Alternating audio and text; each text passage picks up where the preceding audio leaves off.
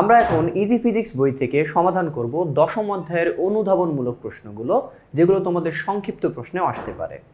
তো এই ধরনের প্রশ্নগুলো তোমরা ইজি ফিজিক্সে খুব সুন্দর, সহজ, সাবলীল ভাষায় পেয়ে যাবে।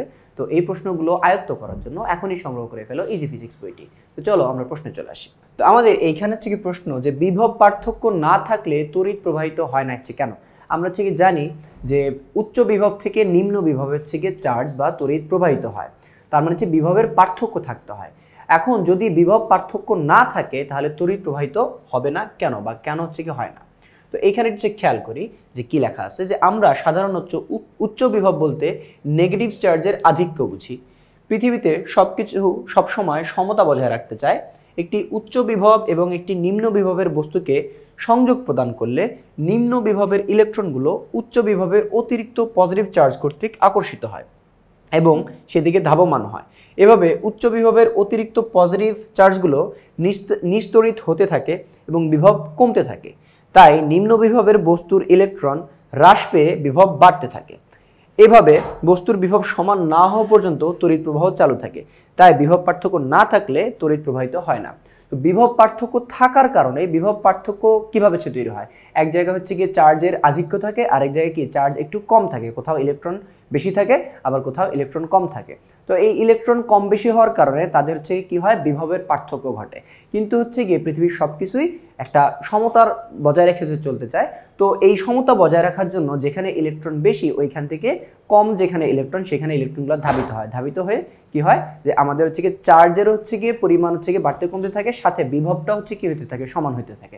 যখন বিভব সমান হয়ে যায় তখন আর তড়িতের বা চার্জের কোনো প্রবাহ হয় না। তো এখান থেকে বোঝা যাচ্ছে যে বিভব পার্থক্য যদি না থাকতো তাহলে কি এই চার্জের প্রবাহটা হইতো না। বিভব পার্থক্য থাকার কারণেই চার্জ প্রবাহিত হবে বা তড়িৎ প্রবাহিত হবে। এরপরে যে প্রশ্নটা, শীত প্রধান দেশে ইলেকট্রনিক্সের কাজ করার সময় কেন সতর্ক থাকতে হয়? দেখো, শীত প্রধান দেশে বাতাসে জলীয় বাষ্পের পরিমাণ খুবই কম থাকে এবং সেখানে স্থির বিদ্যুতের প্রভাব অনেক বেশি। ইলেকট্রনিক্সের কাজ করার সময় নানা ধরনের আইসি ব্যবহার করতে হয়। আইসি কি তোমরা সে জানো, যে আমাদের ফোন, মোবাইল ফোন, স্মার্টফোন যেগুলো, ক্যালকুলেটর বা হচ্ছে স্মার্ট ওয়াচ, এর মধ্যে ছোট ছোট ইলেকট্রনিক কম্পোনেন্টস থাকে, ওগুলো হচ্ছে কি আমাদের হচ্ছে আইসি। আইসির ফুল ফর্ম হচ্ছে কি ইন্টিগ্রেটেড সার্কিট। তো ছোট্ট একটা জায়গার মধ্যে অনেক সার্কিট আর কি ওইখানে হচ্ছে গিয়ে দেওয়া থাকে। তো কিছু কিছু আইসি তাদের পিনে অল্প ভোল্টেজের তারতম্যের কারণেই নষ্ট হয়ে যেতে পারে। কাজে ইলেকট্রনিক্সের কাজ করার সময় শুধু হাত দিয়ে স্পর্শ করার কারণেই একটি মূল্যবান আইসি কিংবা সার্কিট বোর্ড নষ্ট হয়ে যেতে পারে। এরকম পরিস্থিতিতে কাজ করার জন্য পুরো টেবিলের উপরের অংশ বিদ্যুৎ পরিবাহী পদার্থ দিয়ে তৈরি করে ভূমির সাথে সংযুক্ত করেছে দেওয়া হয়। মানে পরিবাহী একটা পদার্থ দিয়েছে টেবিলটাকে কি বলে যে কভার করে, তারপর হচ্ছে গিয়ে ওইটার সাথে ভূমি সংযোগ দিয়ে দিতে হয়, যেন হচ্ছে গিয়ে অতিরিক্ত কোনো চার্জ থাকলে সেগুলো টেবিল হয়ে ভূমিতে যেন চলে যেতে পারে। তো একই সাথে যে কাজ করে তার হাতেও বিদ্যুৎ পরিবাহী স্ট্র্যাপ দিয়ে ভূমির সাথে সংযুক্ত রাখা হয়, অর্থাৎ সামান্য ঘর্ষণ উৎপন্ন স্থির বিদ্যুৎ যাতে মূল্যবান যন্ত্রাংশের ক্ষতি সাধন না করতে পারে। তাই শীতপ্রধান দেশে সতর্ক থাকতে হয়। ওকে, এরপরে যে প্রশ্নটা, যে ভ্যান ডি গ্রাফ মেশিনে কিভাবে উচ্চ বিভব তৈরি করা যায়? কিভাবে উচ্চ বিভব তৈরি করা যায়? দেখো, ভ্যান ডি গ্রাফ মেশিন দিয়ে অনেক উচ্চ বিভব তৈরি করা সম্ভব। কিভাবে? যে ভ্যান ডি গ্রাফ মেশিনের হচ্ছে গিয়ে আমরা আগে স্ট্রাকচারটা যদি একটু দেখি। এই দেখো, ভ্যান ডি গ্রাফ মেশিনের স্ট্রাকচার। এখানে হচ্ছে যে কাজটা হচ্ছে গিয়ে হয়, যে এখানে একটা হচ্ছে বেল্ট থাকে। এই বেল্ট হচ্ছে গিয়ে অপরিবাহী পদার্থ দ্বারা হচ্ছে গিয়ে তৈরি করা হয়। এই বেল্ট একটা মোটরের সাথে হচ্ছে গিয়ে সংযুক্ত থাকে, এতে করে বেল্টটা এইভাবে হচ্ছে ঘুরতে থাকে। ওকে, তো এভাবে ঘুরতে থাকে। তো তখন এই পাশে হচ্ছে গিয়ে একটা হচ্ছে গিয়ে স্থির বিদ্যুৎ বা পজিটিভ চার্জ স্প্রে করা হচ্ছে গিয়ে একটা যন্ত্র থাকে। এটা দিয়ে যে বেল্টের উপরে কি করে পজিটিভ চার্জ স্প্রে করা হয়। তো এই পজিটিভ চার্জগুলো যখন হচ্ছে কি ঘোরার সাথে সাথে উপরে ওঠে, উপরে আবার এখানে একটা ফাঁপা গোলক থাকে। এই ফাঁপা গোলকের সাথে হচ্ছে কি এইখানে আরেকটা ধাতব অংশ থাকে, স্পর্শক থাকে। তো চার্জগুলো যখন এইটার সাথে হচ্ছে কি সংযুক্ত হয়, তখন এটা যেহেতু ধাতুর তৈরি, তাই এখান দিয়ে কি করে এই গোলক হচ্ছে জমা হয়। তো গোলক হচ্ছে জমা হতে থাকলে এখানে চার্জের পরিমাণ বাড়তে থাকে, আর চার্জের পরিমাণ বাড়তে থাকলে এর বিভবটাও হচ্ছে কি বাড়তে থাকে। এইভাবে ভ্যান ডি গ্রাফ মেশিন হচ্ছে গিয়ে অনেক চার্জ জমা করে এখানে অনেক উচ্চ বিভব তৈরি করা সম্ভব। তো এইখানে হচ্ছে গিয়ে খেয়াল করি যে এইখানে ঠিক একই হচ্ছে গিয়ে আমাদের বর্ণনাটা দেওয়া আছে। তো কি বলছে, একটি ঘুরন্ত বিদ্যুৎ অপরিবাহী বেল্টে স্থির বিদ্যুৎ স্প্রে করা হয়। বেল্টটি ঘুরিয়ে একটি ধাতব গোলকের ভেতরে সে নেওয়া হয়। বেল্টের উপর থেকে একটা স্পর্শক এই চার্জটা গ্রহণ করে ধাতব গোলকের কাছে পৌঁছে দেয়। আমরা জানি চার্জ সবসময় বেশি থেকে কম বিভাবে প্রবাহিত হয়, আর ভ্যান ডি গ্রাফ জেনারেটরে এটা সবসময় ঘটে থাকে, কারণ ধাতব গোলকের ভেতরে সবসময় গোলকের সমান বিভব থাকে। সো বেল্টের উপরে বাড়তি চার্জটুকুর জন্য যে বাড়তি ভোল্টেজ তৈরি হয় সেটি সবসময় গোলকের ভোল্টেজ থেকে বেশি, সে কারণে গোলকের ভেতরে চার্জ থাকলেই সেটা গোলক পৃষ্ঠে চলে যায়। এভাবে বিশাল পরিমাণ চার্জ জমা করিয়ে অনেক উচ্চ পটেনশিয়াল তৈরি করা যায়। তো এই ছিল হচ্ছে কি ভ্যান ডি গ্রাফ মেশিন হচ্ছে কোয়েশ্চেনটা। এরপরে যে কোয়েশ্চেনটা সেটা হচ্ছে কি চলে আসি যে এইখানে যে কোয়েশ্চেনটা হচ্ছে আমাদের জিজ্ঞেস করা হয়েছে যে বর্ষাকালে স্থির বিদ্যুতের পরীক্ষাগুলো ঠিকঠাক কাজ করে না কেন। ঠিক আছে, আরেকটু এই পাশে আনলে ভালো হয়। ওকে, যে বর্ষাকালে স্থির বিদ্যুতের পরীক্ষাগুলো ঠিকঠাক কাজ করে না কেন। দেখো, বর্ষাকালে বাতাসে জলীয় বাষ্পের পরিমাণ বেশি থাকে, আর জলীয় বাষ্প বিদ্যুৎ পরিবাহী, তাই কোথাও যদি স্থির বিদ্যুৎ বা স্থির তড়িৎ উৎপন্ন হয় তাহলে হচ্ছে জলীয় বাষ্প সেগুলোকে কি করে নিস্তরিত করে ফেলে, মানে চার্জহীন করে ফেলে। এই জন্য বর্ষাকালে স্থির বিদ্যুতের পরীক্ষাগুলো ঠিকঠাক মতো কাজ করে না। মনে করছো তুমি দুইটা চার্জিত বস্তু নিছো, এখন দুইটা চার্জিত বস্তু নেওয়ার পরে ওইগুলোকে হচ্ছে কি যদি কোথাও রাখো, আর ওইখানে যদি জলীয় বাষ্প থাকে তাহলে কি হয়, ওই চার্জিত বস্তুগুলো থেকে চার্জ জলীয় বাষ্প চলে যেতে পারে। তো তুমি যে চার্জিত বস্তুগুলো নিয়ে এক্সপেরিমেন্ট করতে যাচ্ছ এখানে চার্জের পরিমাণ কমে যেতে পারে, বা ওই চার্জিত বস্তুটা হচ্ছে নিরপেক্ষ বস্তু হয়ে যেতে পারে, অর্থাৎ চার্জহীন হয়ে যেতে পারে। তো তখন হচ্ছে গিয়ে কি করবে না, স্থির বিদ্যুতের কোনো পরীক্ষা যদি আমরা করতে চাই সেগুলো ঠিকঠাক মতো রেজাল্ট দিবে না। এই জন্য বর্ষাকালে এগুলো ঠিকঠাক মতো কাজ করে না। এরপর হচ্ছে গিয়ে আবেশী আধান ও আবিষ্ট আধান বলতে কি বুঝো।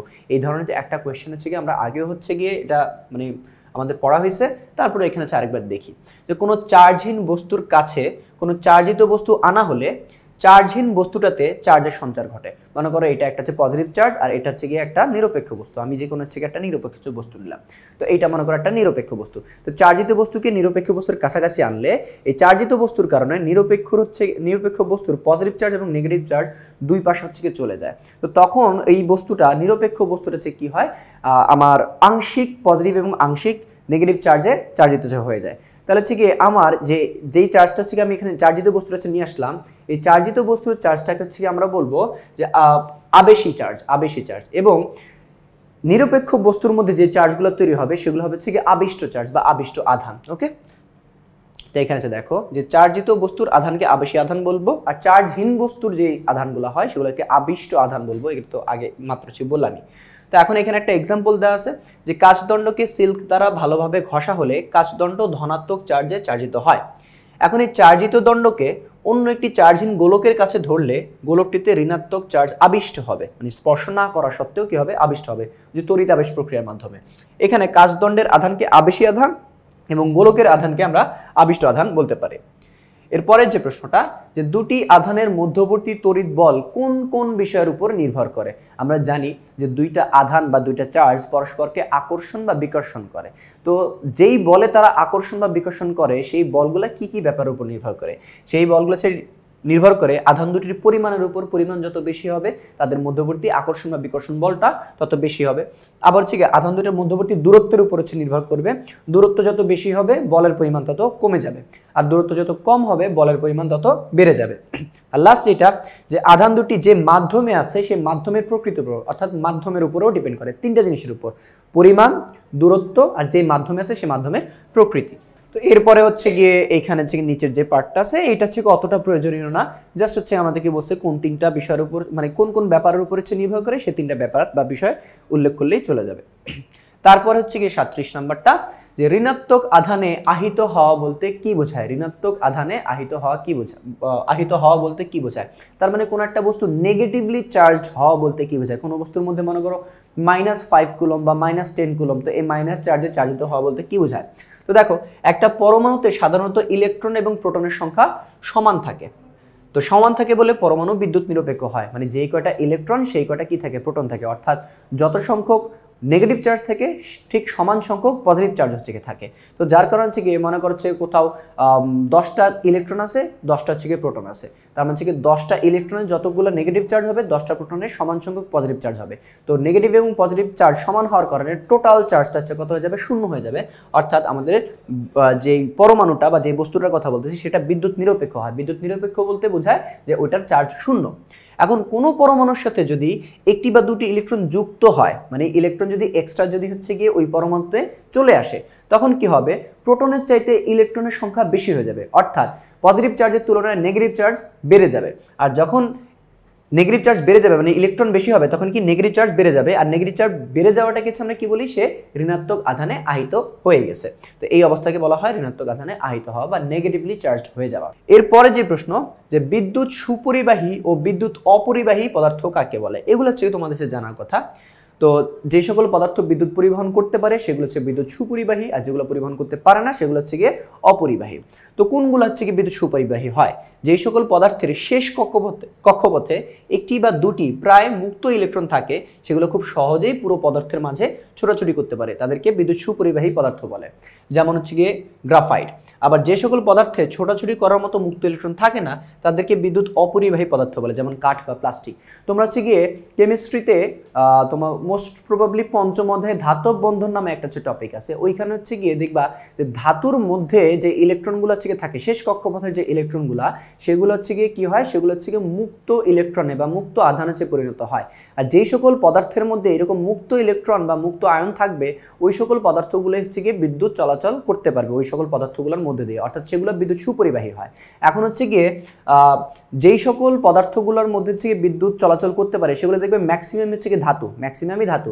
আর ম্যাক্সিমাম ধাতুগুলোর এই শেষ কক্ষপথে একটা কিংবা দুইটা ইলেকট্রন হচ্ছে গিয়ে থাকে।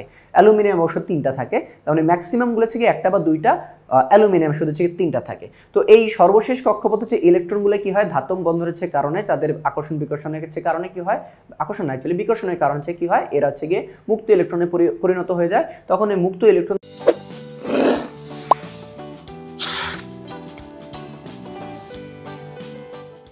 কি হয়, এদের মধ্যে দিয়ে বিদ্যুৎটা চলাচল করতে পারে। আর যে সকল পদার্থের মধ্যে এই ঘটনাটা ঘটে না, মুক্ত ইলেকট্রন থাকে না, ওই সকল পদার্থ বিদ্যুৎ পরিবহন করতে পারে না। তো ওই সকল পদার্থ কোনগুলো, যেমন কাঠ বা প্লাস্টিক, বিভিন্ন হচ্ছে গিয়ে কি বলে অধাতব পদার্থগুলাই হচ্ছে গিয়ে আমাদের কি হয়ে থাকে, তোমার বিদ্যুৎ অপরিবাহী হয়ে থাকে। এরপরে কাচদণ্ডকে সিল্ক দিয়ে ঘষলে কি ঘটবে।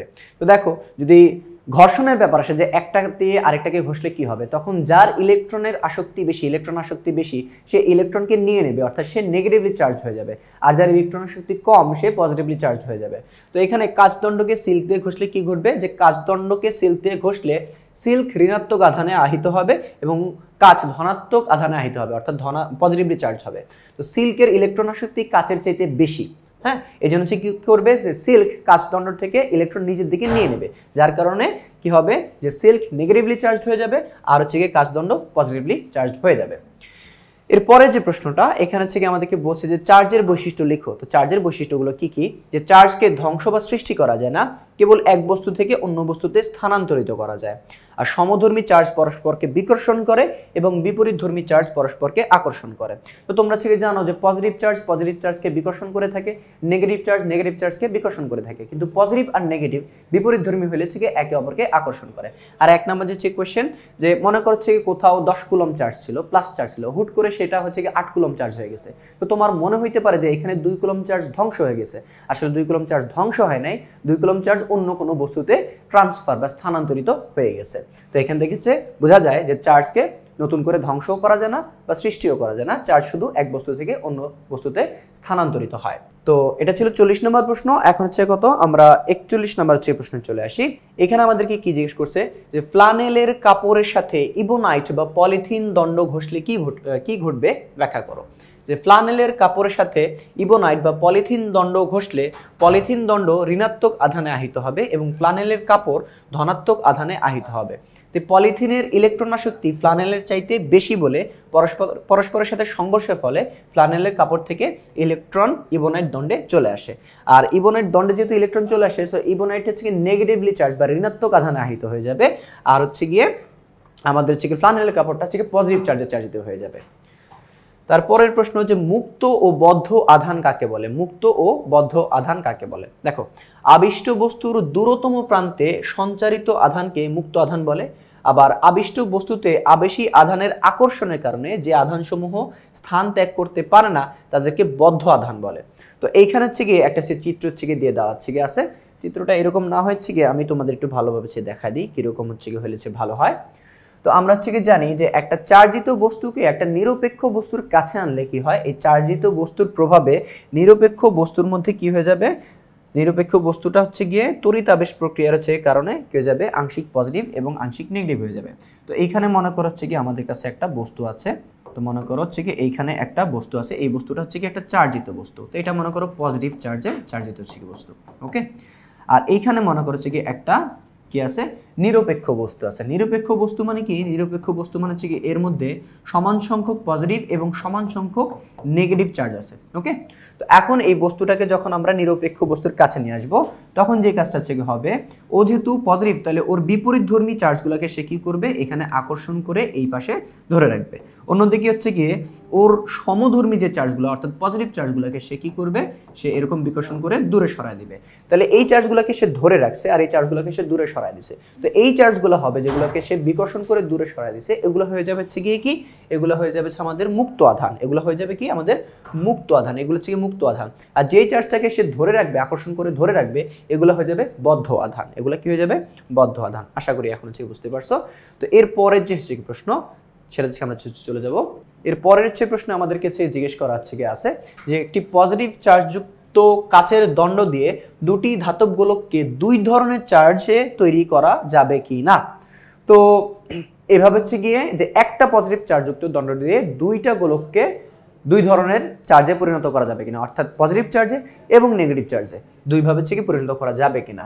তো দেখো এখানে একটি ধনাত্মক বা পজিটিভ চার্জযুক্ত কাচদণ্ডকে কোনো অনাহিত গোলকের নিকটে আনলে অনাহিত বস্তুতে থাকা ইলেকট্রনগুলো ধনাত্মক চার্জের আকর্ষণে আকৃষ্ট হয়ে এক প্রান্তে অবস্থান করে। তো কাচদণ্ডের ধনাত্মক চার্জের বিকর্ষণে অনাহিত বস্তুর ধনাত্মক চার্জগুলো অপর প্রান্তে চলে যায়, ইলেকট্রনগুলো। হ্যাঁ, তারপরে হচ্ছে গিয়ে এখন কাচদণ্ডটিকে গোলকের কাছে ধরে রেখে অপর গোলকটি সরিয়ে নিলে দ্বিতীয় গোলকটি ধনাত্মক চার্জে এবং প্রথম গোলকটি ঋণাত্মক চার্জে চার্জিত হয়। এভাবে ধাতব গোলক দুটিতে দুই ধরনের চার্জ তৈরি করা যায়। এই এক্সপেরিমেন্ট হচ্ছে তোমাদের বইতেও আছে। এটা হচ্ছে কি সম্ভব। প্রথম কথা হচ্ছে গিয়ে একটা পজিটিভ চার্জ দিয়ে দুইটা গোলককে পজিটিভ এবং নেগেটিভ দুই ধরনের চার্জে চার্জিত করা সম্ভব। তো এই ধরনের হচ্ছে গিয়ে একটা হচ্ছে এক্সপেরিমেন্ট তোমাদের বইতেও হচ্ছে গিয়ে আছে। তারপর হচ্ছে আমি এখানে তোমাদের দেখাই দিচ্ছি। তো মনে করছে কি করব, আমরা দুইটা হচ্ছে গিয়ে গোলক নিব, দুইটা ধাতব গোলক নিব। দুইটা ধাতব গোলক হচ্ছে কি নেওয়ার পরে এদেরকে স্পর্শ করা হচ্ছে কি করব, স্পর্শ করা হচ্ছে গিয়ে আমরা এদেরকে কাছাকাছি রেখে দেবো। এটা হচ্ছে দিতে পারি, এই যে দুইটা ধাতব গোলক এরকম পরস্পরকে এরকম স্পর্শ করাচ্ছে রাখবো। ওকে, তো স্পর্শ করেছে রাখলে কি হবে, ওর মধ্যে পজিটিভ নেগেটিভ চার্জ, ওরা দুজনই কি এখন চার্জ নিরপেক্ষ। শুরুতে কি থাকবে, এরা চার্জ নিরপেক্ষ। এর মধ্যে যে কটা পজিটিভ আছে ওই কটা নেগেটিভও আছে, ওর মধ্যেও একই কাহিনী। ওর মধ্যে যে কটা প্লাস ওই কটা মাইনাস আছে। এখন এই অবস্থায় আমি যদি একটা পজিটিভ চার্জে চার্জিত হচ্ছে কি বস্তু নিয়ে আসি, বা পজিটিভ চার্জে চার্জিত একটা হচ্ছে কি কাচের দণ্ড নিয়ে আসি, এটা মনে করছে পজিটিভ চার্জে চার্জিত একটা হচ্ছে কি কাচের দণ্ড নিয়ে আসলাম, এদেরকে খুব কাছে নিয়ে আসবো। ঠিক আছে, এটা কি পজিটিভ চার্জে চার্জিত, এটা কি পজিটিভ চার্জে চার্জিত, পজিটিভ চার্জ আছে কাচদণ্ডের মধ্যে। এখন একে যদি আমি খুবই কাছে নিয়ে আসি, স্পর্শ করবো না কিন্তু খুব কাছে নিয়ে আসবো, তখন কি হবে, এই পজিটিভ চার্জের আকর্ষণে এই দুইটা গোলকের যে নেগেটিভ চার্জ সেগুলো কি হবে এক পাশে থেকে চলে আসবে। তো এইখানের সবগুলো নেগেটিভ চার্জ কোথায়, এই এক পাশে আকর্ষণের কারণে এক পাশে এসে জমা হবে। আর এখন বলতে পারো তো ওরগুলো হচ্ছে কি হবে, ওরগুলো আকর্ষিত হবে কিনা, হ্যাঁ ওরগুলো আকর্ষিত হবে। এখন আকর্ষিত ওর মধ্যে চলে আসতে পারবে, হ্যাঁ পারবে, কেননা এরা দুজন কি কন্ট্যাক্টে আছে, অর্থাৎ স্পর্শ করে আছে। যেহেতু স্পর্শ করে আছে তো ওদের মধ্যে দিয়ে, যেহেতু দুইটাই ধাতব গোলক, তো এদের মধ্যে দিয়ে পরিবাহিত হইতে পারবে। তো এই সবগুলো হচ্ছে কি হবে, যে এই গোলকের নেগেটিভ চার্জ আর এই গোলকের নেগেটিভ চার্জ দুইটাই হচ্ছে কি এদের আকর্ষণের কারণে একপাশে চলে আসবে। আবার এই গোলকের পজিটিভ চার্জ আর এই গোলকের পজিটিভ চার্জ দুইটাই বিকর্ষণের কারণে সর্বোচ্চ দূরত্বে হচ্ছে গিয়ে এরা অবস্থান করবে। তাহলে সর্বোচ্চ দূরত্ব কোথায়, এখানে। তো এরা সর্বোচ্চ দূরত্বে এখানে অবস্থান করবে। এখন আমি যদি হচ্ছে গিয়ে এই পজিটিভ চার্জটাকে যদি সরায় দিই, পজিটিভ চার্জ থেকে সরায় দেওয়ার থেকে পরে আমরা কি করব, সরায় দেওয়ার পরে এদেরকে কি করব, আলাদা করব। আগে সরাবো না, আগে এই অবস্থায় কি করব, এই গোলক দুইটাকে আলাদা করে ফেলবো। এই গোলক দুইটাকে এখন যদি কি আমি যদি আলাদা করি, তো এই গোলকটাকে এই অবস্থা আলাদা করে ফেললাম আর এই গোলকটাকে আলাদা করে ফেললাম। তারপর কি করলাম, এই হচ্ছে কি করব, আমি যে পজিটিভ যে কাচের দণ্ডটা ছিল ওটাকে সরাছিয়ে দিলাম।